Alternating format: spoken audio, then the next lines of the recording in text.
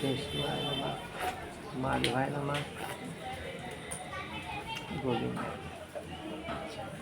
वक्रतुंड महाकाय सूर्यकोटि समप्रभ निर्विघ्नं कुरु मे देव सर्वकार्येषु सर्वदा।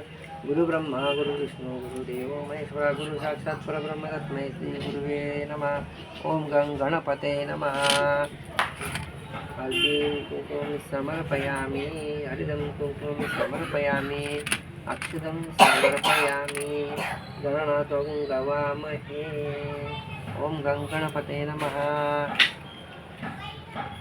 दीपं पूजन करिष्ये, दीपं पूजन करिष्ये, हरिदं कुंकुमं समर्पयामि, दीपं पूजनं करिष्ये, अक्षतं समर्पयामि। हरि ओम।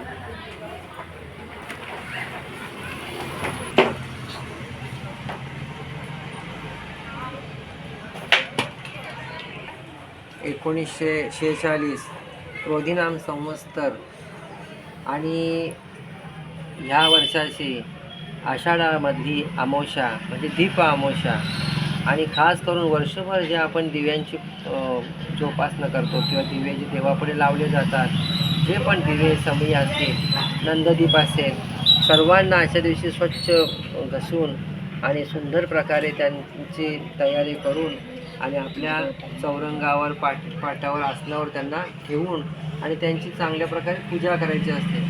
आणि आजच्या दिवशी विशेष म्हणजे की कहाणी संग्रहामध्ये आजची कहाणीसुद्धा आलेली आहे आणि आजच्या दिवशी सर्व जे दिवे आहेत हे रात्री एकत्र जमले जातात आणि वर्षभर दिव्यांची कशा पद्धतीने सेवा केली जाते आणि कसे कसे दिवे काढतात हे सगळे आजच्या दिवशी बोलले जातात।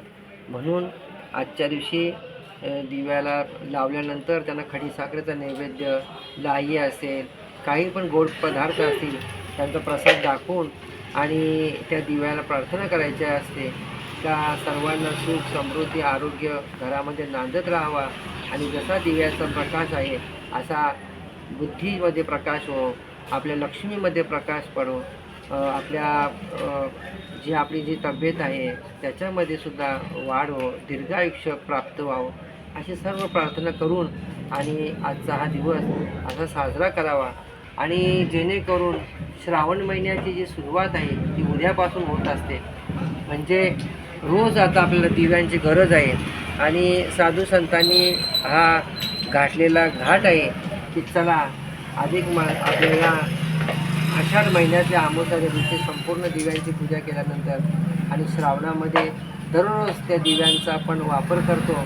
म्हणून आजची जी दिव्याची अमावस्या आहे ही फार काही आपल्याला शिकवून जात असते। म्हणून आपल्या श्रावणाच्या ह्या पर्वकालाला सुरुवात होण्याच्या आधी प्रथम पूजा होती ती दिव्याची आणि खरोखर अलीकडे व्हॉट्सअप, फेसबुक, इंस्टाग्राम असे अनेक जे नेटचे वापर होतात त्याच्यामुळे 100% लोकांना माहीत पडायला लागलं की नाही दिव्याची अमावस्या साजरी केली पाहिजे।